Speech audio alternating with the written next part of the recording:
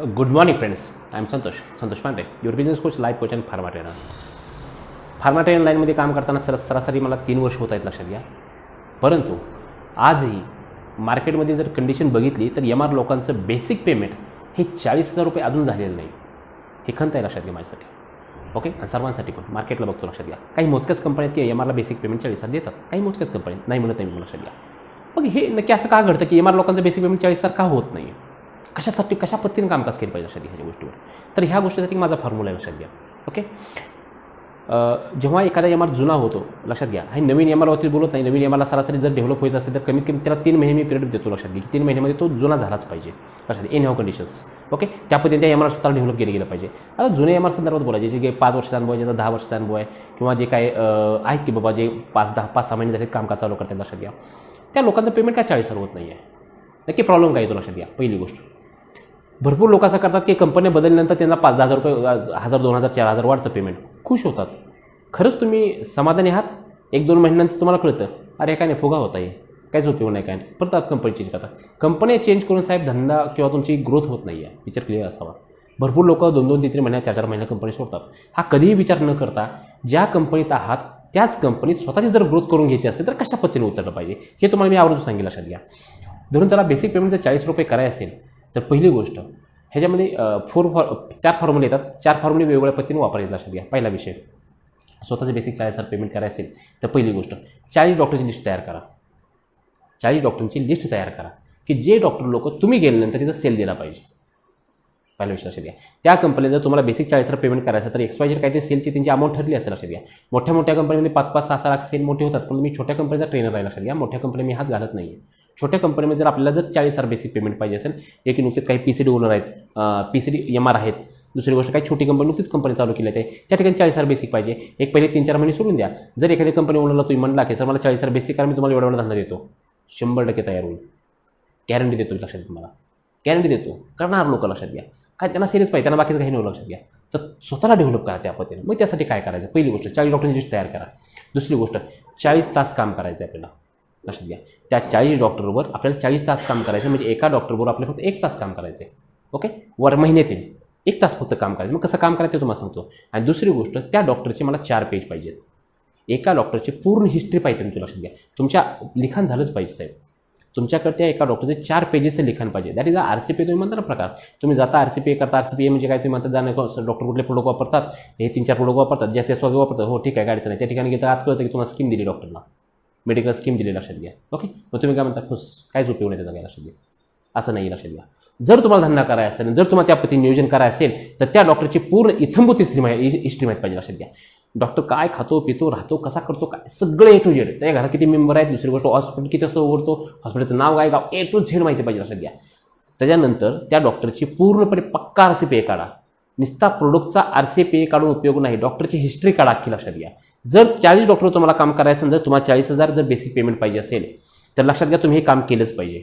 त्या डॉक्टरची अखंड हिस्ट्री काढा, सुरुवातीपासून ते आत्तापर्यंत, लक्षात घ्या. तुम्हाला तो कस्टमर कॅच करता येईल. कशा पद्धतीने करायचं, आमचे वेगवेगळे सेमिनार असतात, लक्षात घ्या. त्या मी सांगतो की कस्टमर कॅच कसा करायचा आणि त्या डॉक्टरबरोबर कामकाज करायचं, लक्षात घ्या. कितीही मोठा डॉक्टर असले, किती छोटा डॉक्टर असले, लक्षात घ्या. ते 100 रुपये असो, 200 रुपये, किती डॉक्टरशी रुपये असतात, नथिंग मॅटर, काय अडचण नाही, काय, लक्षात घ्या. तर पहिली गोष्ट, त्या डॉक्टरबरोबर आपल्याला 40 तास काम करायचं आहे. 40 डॉक्टरबरोबर 40 तास काम करेन, 4 पेजवर काम करेन, तेव्हा तुम्हाला मिळेल 40,000 पेमेंट, लक्षात घ्या. हा फॉर्म्युला आहे, लक्षात घ्या. आणि हा फॉर्म्युला फार विचारांती मी आज यूट्यूबवर टाकतो, लक्षात घ्या. कारण हे फॉर्म्युले मी कुठेही देत नाही, लक्षात घ्या. पण ते एक विचार केला की चला मुलांचं पेमेंट जर 40,000 होत नाही तर आपण त्या पद्धतीने फॉर्म्युला दिला गेला पाहिजे. जर नाही दिला गेला तर लक्षात घ्या मुलं डेव्हलप होणार नाहीत.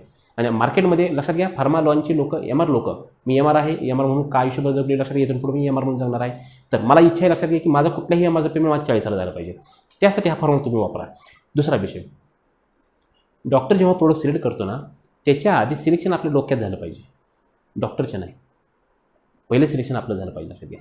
जोपर्यंत डॉक्टरबरोबर तुम्ही नेटवर्क तयार करत नाही तोपर्यंत तुमचं नेटवर्क वाढत नाही, लक्षात घ्या. तुम्ही डॉक्टर तुमचे फॉलोअर झाले पाहिजेत, लक्षात घ्या. रविंग फॅन म्हणतात त्याला पण, लक्षात घ्या. अक्षरशः डॉक्टर तुमचा फॅन झाला पाहिजे. जोपर्यंत ते घडत नाही ना तुम्ही, लक्षात घ्या, तो डॉक्टर तुमचा प्रोडक्ट लिहिणार नाही. तुम्ही माझा मार्केट फार वेगळ्या पद्धतीने काम करते सर आणि त्या पद्धतीने वेगवेगळं द्यावं लागतं, लक्षात घ्या. मार्केटला काहीतरी दिलं तर तुम्हाला काहीतरी मिळणार आहे, लक्षात घ्या. पिक्चर क्लिअर आहे. ते त्या कंपनीत त्या पद्धतीने कामकाज करतील, पण तुमचं काम काय असलं पाहिजे, लक्षात घ्या, की त्याच्यामध्ये सुद्धा सर्वात जास्त सेल आणणं. समजतंय मी काय म्हणतोय. त्या पद्धतीने जर काम करतोस ना तर का होणार नाही सेल लक्षात घ्या, होणार. जरूर जर एक्सवायझेड कंपनी जर एखाद्या 40,000 रुपयाचा सेल पाहिजे असेल तर एक सेल किती करावा, 40,000 तुम्ही पेमेंट घेत असाल तर किती करावा. मी अशा मनात माणूस आहे लक्षात घ्या की सेल न मोजता पर मंथ कमीत कमी एक 20-30 ग्रोथ पाहिजे. जर तुमचा सेल सध्याला 3.5-4 लाख रुपये असेल तर आपण त्या व्यक्तीला 4.5-5 लाखापर्यंत सेल दिला पाहिजे कंपनी लक्षात घ्या. आणि 5-5 लाख 6 लाखपर्यंत पोहोचलंच पाहिजे एखादा इमार यार. नाही तुम्हाला 40,000 बेसिक कुठं भेटणार. 3-4 लाख रुपये सेल तर मिळलेच पाहिजे. सहसा सुरुवातीला इंडिया स्टार्ट करताना लक्षात घ्या. तुम्ही लाख आज बघतो महाराष्ट्रामध्ये लक्षात घ्या तर फक्त कंपन्या 1,00,000-1.5 लाख रुपयाचा सेल मिळेल ना तरी खुश आहेत. अशा साहेब कंपनी वाढते का, नाही वाढणार लक्षात घ्या. कंपनीचा सेल कसा वाढू शकतो तर कंपनीचा सेल वाढतो तो फक्त एकाच कारणामुळं, तुम्ही एमआरला जपलं पाहिजे आणि एमआरलाही कंपनीला जपलं पाहिजे. तेव्हा एकमेकात जेव्हा संगत होता तेव्हा कंपनी वाढते, त्याशिवाय कंपनी वाढत नाही लक्षात घ्या. आणि नंतर पुढचा एक विषय तो लक्षात घ्या, तुमच्या टीममध्ये तुम्ही मॅनेजरची मदत घ्या, ओनरची मदत घ्या, तुमचे जे काही कलिग्स आहेत त्यांचीही मदत घ्या. साहेब एकट्यानं धंदा कधी वाढत नसतो, तुम्ही एकमेकाची मदत घेतल्यानंतर धंदा वाढतो. आणि जोपर्यंत बेसिक फंडा तुम्हाला समजत नाही तोपर्यंत लक्षात घ्या काही कामकाज होत नाही लक्षात घ्या. नंतरचा एक विषय थोडा सांगेल तुम्हाला लक्षात घ्या, स्वतःची डेव्हलपमेंट तुम्हाला करावीच लागेल. स्वतःला मोटिवेट स्वतःच करावं लागेल लक्षात घ्या. आमच्यासारखे यूट्यूबचे व्हिडिओ काढता तुम्ही बघता लक्षात घ्या, तात्पुरते मोटिवेट होता नाही, स्वतःहून मोटिवेट व्हा. स्वतःला पगार घ्यायचे, स्वतःला वाढ स्वतःची करायचे, स्वतःला पुढे जायचं लक्षात घ्या. पुढे भविष्यामध्ये तुम्हाला फार वेगवेगळ्या पद्धतीने जायचं असेल तर तुम्ही ह्या पद्धतीने उतर पाहिजे. स्वतःला मोटिवेट स्वतःहून केलं पाहिजे. पुस्तक वाचन लिखाण ह्या मस्ट लक्षात घ्या. तुम्ही तुमच्या कस्टमर बरोबर अशा पद्धतीने अटॅच व्हा की त्याची आवड काय, निवड काय, गरज काय, सगळं काही शोधलं पाहिजे लक्षात घ्या. आमचा बेसिक फंड आहे लक्षात घ्या की कायमस्वरूपी कस्टमरच्या आवडी निवडीवर गरजेवर काम करा लक्षात घ्या. आणि जर तुम्ही त्या पद्धतीने कामकाज करत असाल तर तुमचा धंदा नक्की वाढणार. आणि जोपर्यंत तुम्हाला समोरच्या व्यक्तीची आवड निवड गरज संपत नाही तोपर्यंत तुम्ही आज सध्या जे काही 10-15 हजार पेमेंट घेते का तुम्ही खुश आहात मग लक्षात घ्या. जोपर्यंत तुमची पर्सनॅलिटी चेंज करत नाही, पर्सनॅलिटी म्हणजे कपडे नाही आहे लक्षात घ्या. माझं म्हणायचं आता पर्सनॅलिटी म्हणजे दिमाग पूर्णपणे सगळं लक्षात घ्या चेंज झालं पाहिजे. तोपर्यंत समोरचा व्यक्ती तुमचा फॅन होत नाही.